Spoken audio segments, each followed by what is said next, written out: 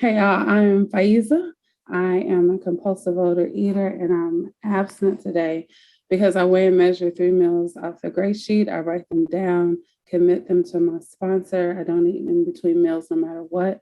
And abstinence is the most important thing just for today, without exception. And all of a sudden I'm nervous. So my abstinent date is April 24th, 2021. So God willing, I'll have 6 months late next week. So um, this is really my third time through this process. In my early 20s was my introduction to Gray Sheet from another fellowship. Suggested that I was living in Chicago. I'm in Indiana now. I was living in Illinois, and it was suggested that I go to another 12-step program. And there I saw the advertisement for Gray Sheet. I didn't know the difference between Gray Sheet and OA or anything. And I went in with a weight loss goal, not looking at all the things in my compulsive eating days that led to the place of being out of control and powerless. I was a very active child, but somewhere I crossed the line in my late teens and began to eat and do foolish things, insane things around food during my high school years, during my college years, and definitely during graduate school.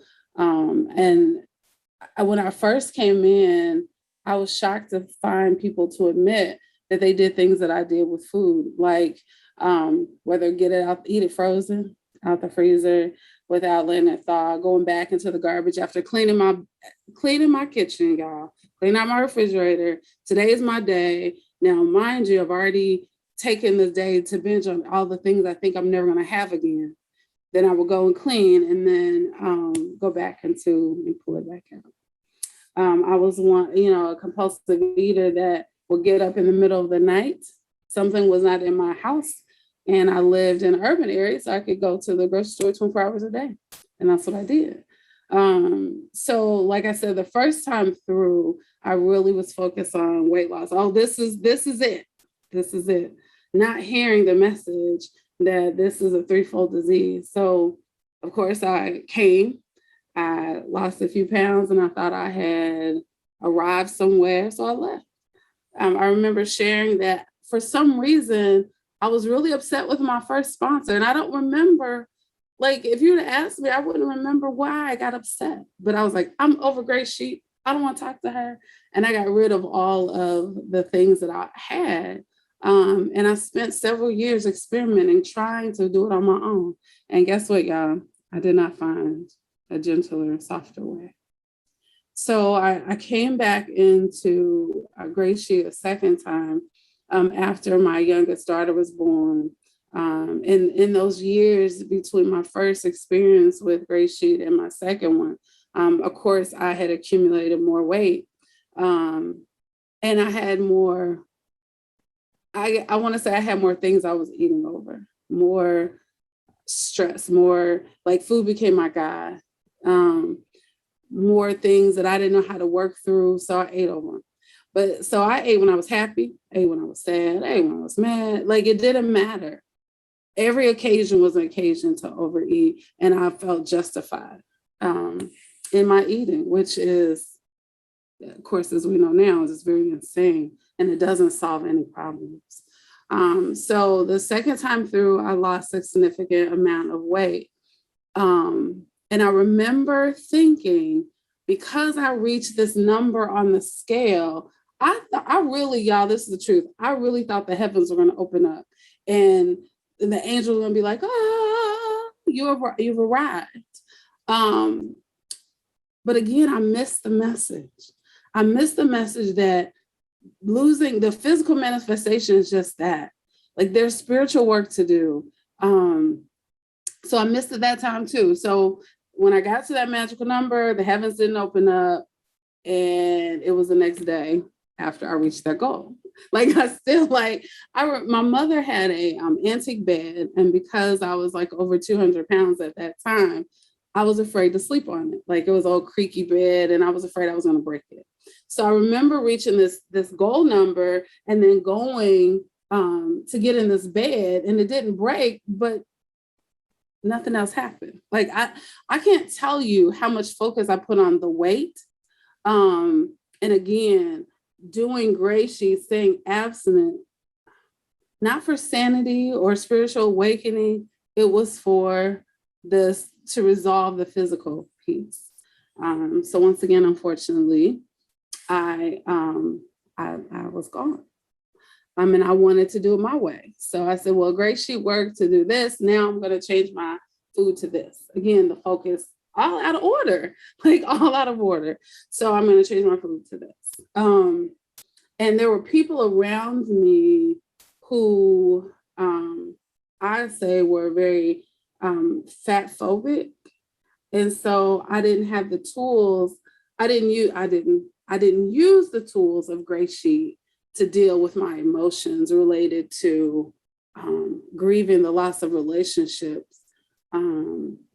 Because as I lost weight, I also lost relationships. As I committed myself to trying to start a meeting in Indiana, again, I put my expectations were all on the wrong things, y'all. Like, so what happened? I went back out. This the second time I went out. I stayed out for a long, long time, over 15 or 20 years. So coming back to Gray Sheet, one of the things that was going on is the insanity, of course, and continued with the food, what I was doing. I became very desperate because now I'm over 300 pounds and I've lost my heart. And I kept trying all these different things, mantras and prayers. I'd want to do everything but check myself, right? And get my food together. When I tell you I've tried diets and fasting and going to healers, and I have nothing wrong. There's nothing wrong with alternative medicine.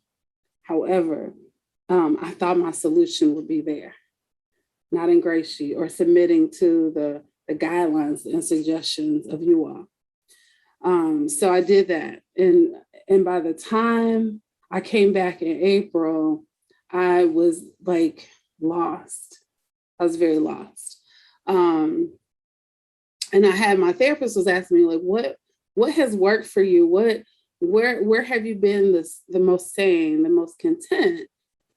And of course I had to say, well, when I was abstinent, like when I weigh and measure my food, and I got on the phone bridge and I talked to people, and people called me from across the United States, and now I have the opportunity to talk to people across the world, but people from the United States will call and check in. And she said, so then that's what you need to do. But I bucked, y'all.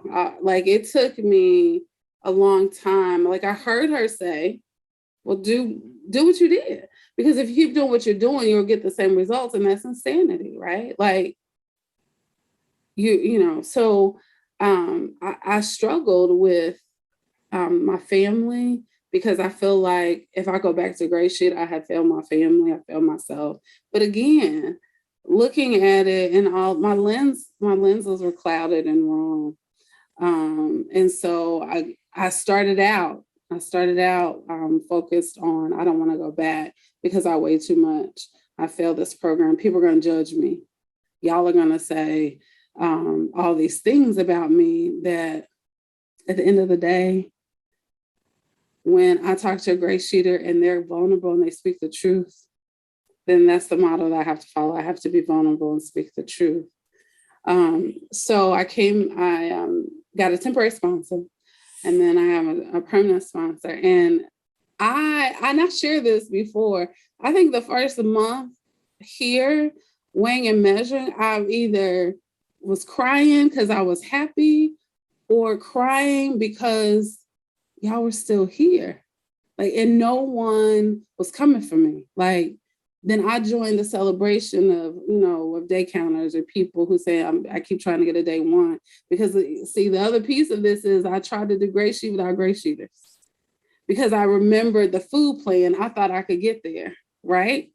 So again, I don't know what took me so long to realize that this is not just about weight.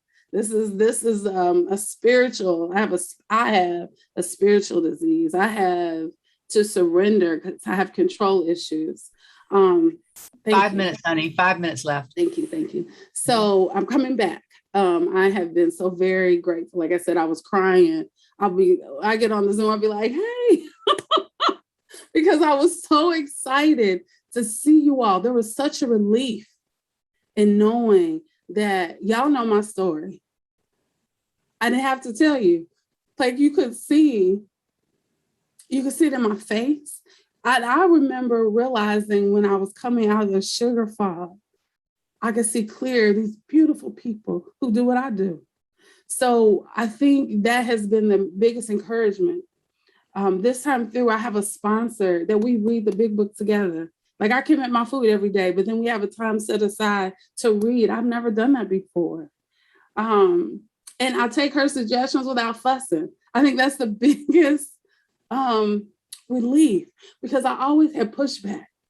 And she finally said, Faizah, if you want what I have, you have to do what I do. Take suggestions. Everyone's here. We have tools in this program. You use them. The slogans. Another meal is coming, y'all, has been, for me, the most helpful thing. There's another meal coming. And that my life can go in between those meals. Reading the literature has been very helpful. I'm excited that when I put boundaries on my food, that also helped me put boundaries on those people who wanted to say unhelpful things. You can have just a little bit. Girl, I can have a little bit, because if I could, I wouldn't be here. Stop. That's not my program. I weigh and measure without exception. And I think staying without exception is another important piece of a slogan that I hold dear, because I told you I ate over everything. And so when I can say without exception, then I don't eat, no matter what. I have taken the time this go around to do outreach and talk to people, because I didn't always follow the suggestions that were given to me. Even the suggestion someone made on a call about the tool that has a fork and spoon in it together. Now, y'all may think that's silly, but taking that suggestion has helped me when I'm traveling. Because you can go into places, you may have packed all your food, but there's no utensils anywhere, So taking those little suggestions, I'm encouraged. Doing service. My sponsor's challenging me to do more than taking food changes. So she's challenged me. So I'm like, okay, I'm going to surrender to this process. I've never done that before. So I'm willing to do it today. And I'm so thankful for y'all being here. I'm so thankful to do service and to say that I'm well on my way. I have, and that there isn't an arrival. There's a spiritual evolution. And I think that is the most important thing to hold tight to. That we keep showing up one day at a time, weighing and measuring our food.